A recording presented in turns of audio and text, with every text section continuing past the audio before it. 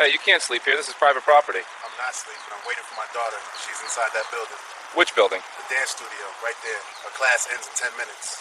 You been drinking? Your eyes look red? I just got off a double shift. I'm a firefighter. I'm tired. Sure you are. Let me see some ID. My wallet's in the back. Officer Lucas Bennett had been with the Boston Police Department for 2 years, and those 2 years showed a trajectory that should have concerned his supervisors much earlier. 3 complaints in 2 years, all 3 involving confrontations with black men in situations that required no police intervention. A man sitting on a park bench eating lunch, questioned for loitering. A man talking on his phone outside a coffee shop, detained for suspicious behavior. A man waiting at a bus stop with grocery bags, searched for possible theft.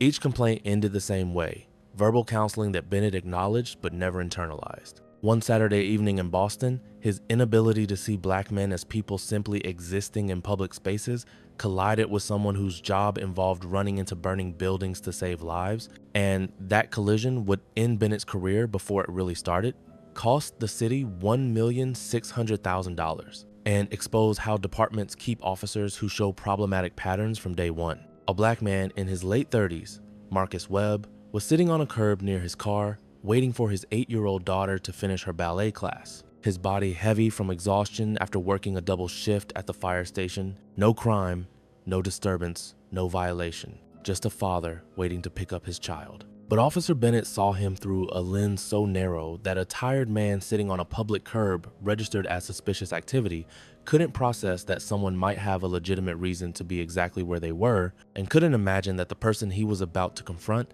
saved lives for a living, while Bennett was creating problems where none existed. Before we continue, where are you watching from? If this is your first time here, please hit that subscribe button. Stories like these need to be shared, and your support helps us bring more truth to light.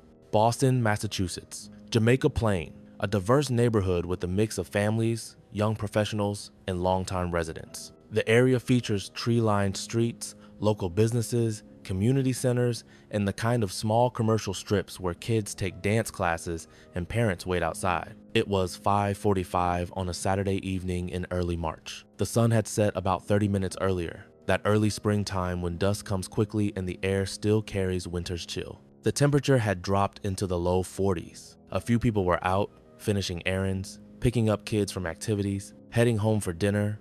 Marcus Webb had been a firefighter with Boston Fire Department for 12 years. 12 years responding to emergencies, pulling people from burning buildings, performing CPR, cutting accident victims from mangled vehicles. He'd been recognized for valor twice. He'd trained new recruits. He'd worked Christmas, Thanksgiving, birthdays, anniversaries. His captain called him reliable. His crew called him fearless. The families he'd saved called him a hero. Marcus had grown up in Roxbury, the son of a bus driver and a home health aide. He'd watched his neighborhood struggle, seen violence and poverty take their toll, decided early he wanted to help. He'd considered becoming a cop but chose firefighting instead. The work felt cleaner somehow, less complicated. When you pulled someone from a fire, you were saving them, period. No gray areas, no questions about motivation or bias, just clear purpose. He'd married young, had a daughter named Zoe, divorced amicably when Zoe was 3. He and his ex-wife co-parented effectively,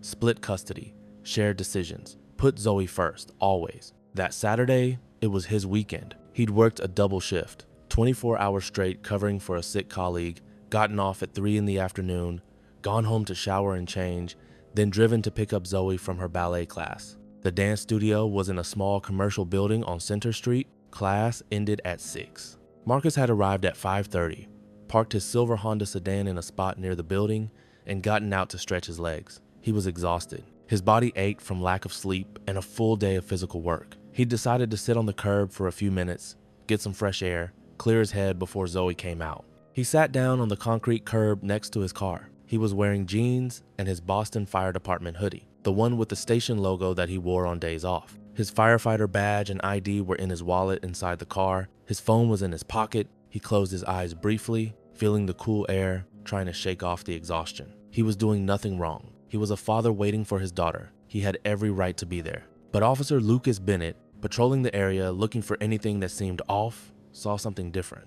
Bennett had been with Boston PD for 2 years, straight out of the academy, with minimal life experience and maximum confidence. His supervisors described him as eager but impulsive, code for someone who made a lot of stops based on feelings rather than facts. In 2 years, he generated 3 formal complaints. That's a high rate for such a short time. All 3 complaints shared a pattern. A black man sitting on a bench in Franklin Park eating a sandwich. Bennett approached, asked what he was doing, demanded ID, questioned why he was in the park alone. The man was on his lunch break from a nearby hospital where he worked as a nurse. Complaint filed, closed with verbal counseling. A black man standing outside a Starbucks on his phone. Bennett decided he looked like he was casing the store, approached with hand on weapon, demanded he explain his presence. The man was a software engineer on a work call waiting for his coffee order. Complaint filed. Resolved with community engagement training. A black man at a bus stop with shopping bags. Bennett suspected theft, demanded receipts, searched the bags without consent. Everything was purchased legally. Complaint filed. Dismissed with de-escalation workshop requirement. 3 complaints in 2 years. All involving black men existing in public. All showing the same bias. But Boston PD treated Bennett as a rookie still learning rather than an officer with a clear pattern that needed immediate correction. That evening, Bennett was driving through Jamaica Plain when he spotted a man sitting on a curb near a parked car. To Bennett's inexperienced mind, this looked suspicious. Maybe the guy was homeless. Maybe he was drunk. Maybe he was casing cars. Maybe he was waiting to break into the building. Bennett didn't consider the dozens of innocent explanations. Didn't think about tired parents waiting for kids. Didn't question why someone sitting quietly on a public curb required police intervention. He just decided to investigate. He pulled his patrol car up and stopped. Do you think sitting on a public curb should require explanation to police? Drop your answer below. Marcus heard the car engine and opened his eyes. He saw the Boston police cruiser and felt his stomach drop. He hadn't done anything. He was just sitting here. But he'd been black in America long enough to know that doing nothing wrong didn't protect you. He stayed seated, kept his hands visible on his knees, and waited. Bennett got out and approached. What are you doing sitting out here? Marcus kept his voice calm. Waiting for my daughter. Her dance class ends soon. Where's this dance class? Right there, that building. Marcus gestured with his head toward the studio entrance 15 feet away. She'll be out any minute. Bennett stepped closer, studying Marcus's face. You look like you've been drinking. Have you? Marcus felt frustration rise but kept his tone level. No, I just finished a shift. I'm tired. I'm a firefighter. Uh-huh. Got any ID on you? Yeah, it's in my car. Can I stand up and get it? This is where inexperience becomes danger. Officer Lucas Bennett should have accepted the explanation and moved on. A man waiting for his daughter at a dance studio was completely normal, but Bennett's training had emphasized being alert for deception. And in his mind, everyone had an excuse. Everyone had a story. Everyone claimed legitimacy. Stay where you are. Which car? The silver Honda right here. Marcus gestured to the car he was leaning against. Bennett walked to the Honda and looked through the windows. Saw nothing unusual. Clean interior, no visible contraband, no signs of theft, just a normal car. You say you're a firefighter? Yes, Boston Fire. Station 19. I've been there 12 years. Bennett's expression didn't soften. That hoodie could belong to anyone. Marcus stared at him. Officer, my ID is in my wallet in the center console. My fire department badge is in there too. I can show you everything, but I need to stand up and reach into my car. Why are you really here? I just told you. My daughter, ballet class, right there. Marcus pointed again at the studio. A lot of people use their kids as cover for other activities. Marcus's jaw tightened. Cover? I'm sitting on a curb waiting for my 8-year-old to finish dance class. What activity do you think I'm covering for? Bennett keyed his radio. Dispatch. Need another unit at Center Street, Jamaica Plain. Male subject, possible intoxication, suspicious behavior. Marcus's eyes widened. Suspicious behavior? I'm sitting down. That's it. I'm sitting outside a dance studio waiting for my child. A woman emerged from the dance studio with her daughter. She saw the patrol car, saw Marcus still sitting on the curb with an officer standing over him, and walked over. Marcus, everything okay?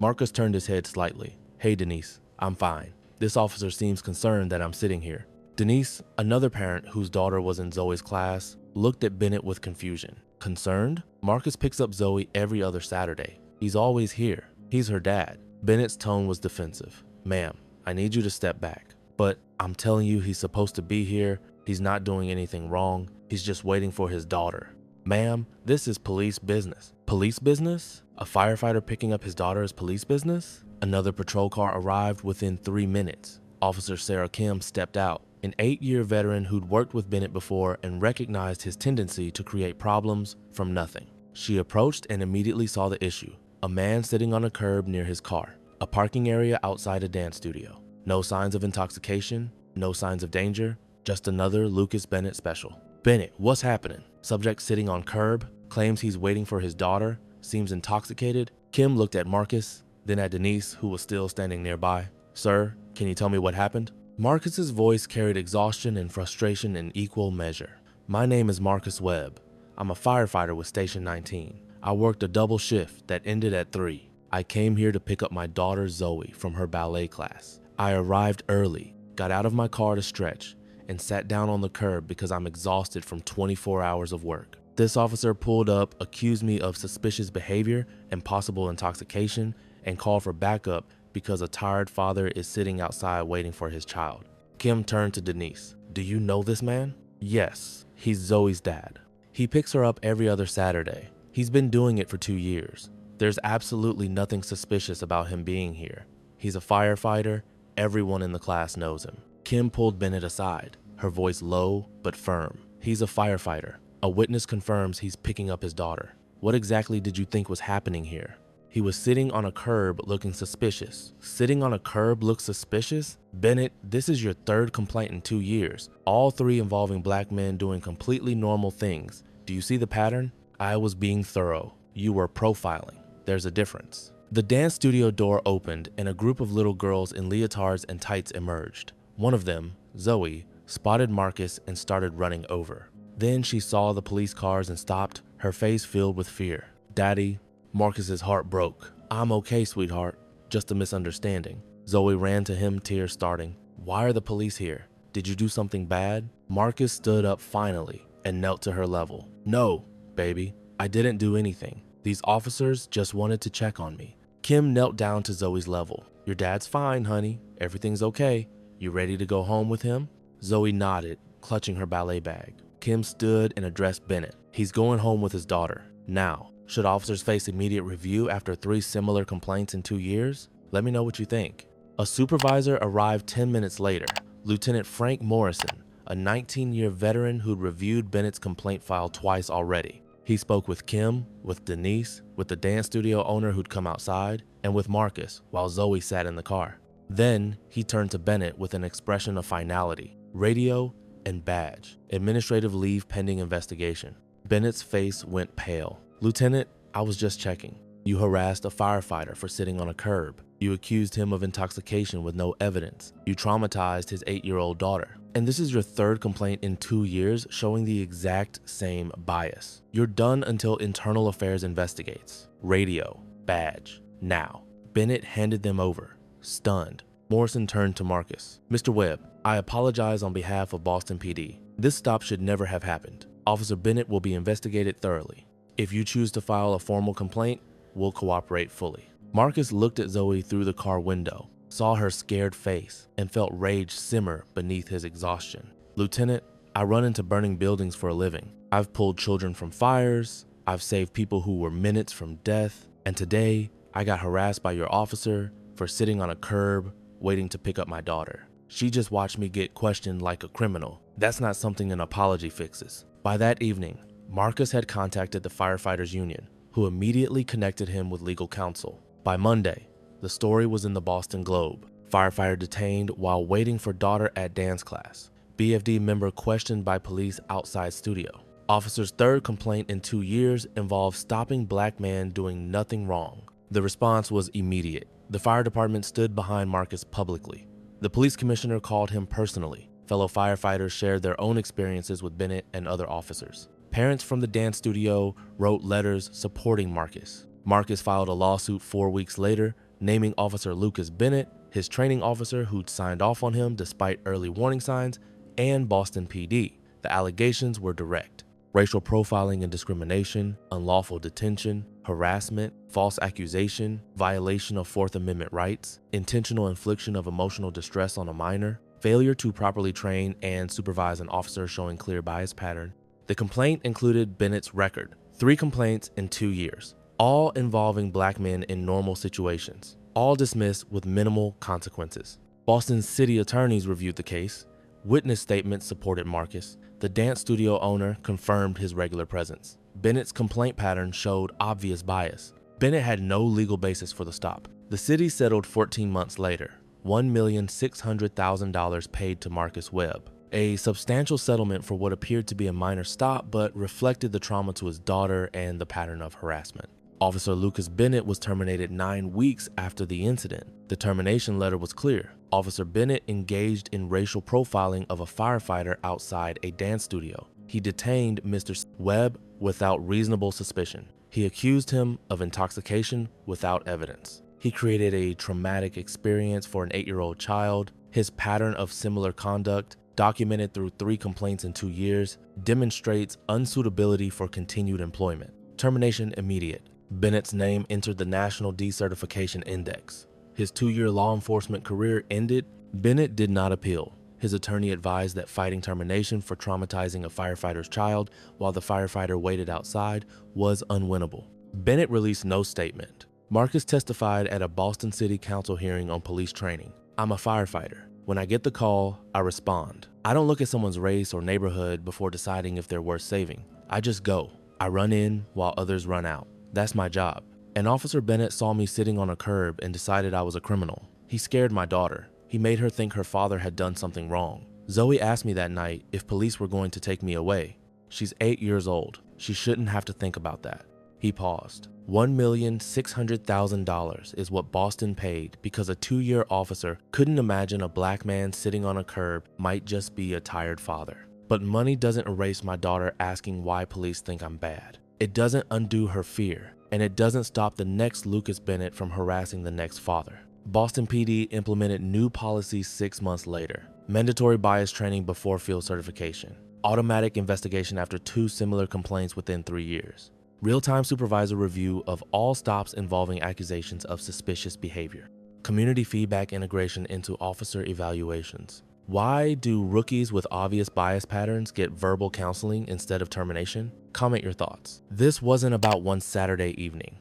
This was about a department that let Lucas Bennett accumulate 3 complaints in 2 years without recognizing he wasn't learning from counseling and training. The pattern emerged immediately. First year, 2 complaints. Second year, 3rd complaint. All the same bias, all the same profile. But Boston PD treated him as a developing officer rather than one who'd shown from the start that he saw black men as threats. Marcus Webb paid the price. Harassed while waiting for his child. Questioned for sitting on a curb. Forced to explain his presence outside a building. Made to watch his daughter's fear. Lucas Bennett's career is over. That's accountability. The city paid $1,600,000. That's consequence. But those came after 3 complaints in 2 years. After multiple training sessions that changed nothing. After a pattern that was obvious from the beginning.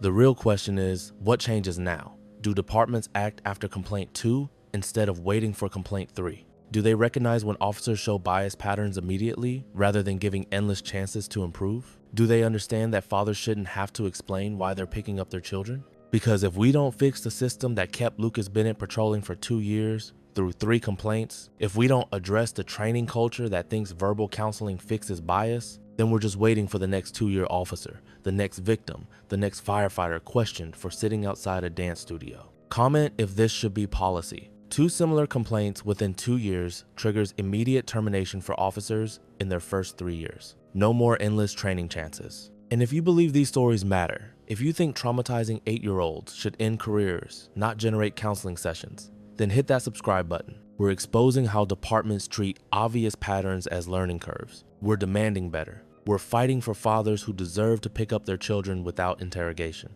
This isn't about one officer or one firefighter. It's about systems that give infinite chances to officers who show bias from day one.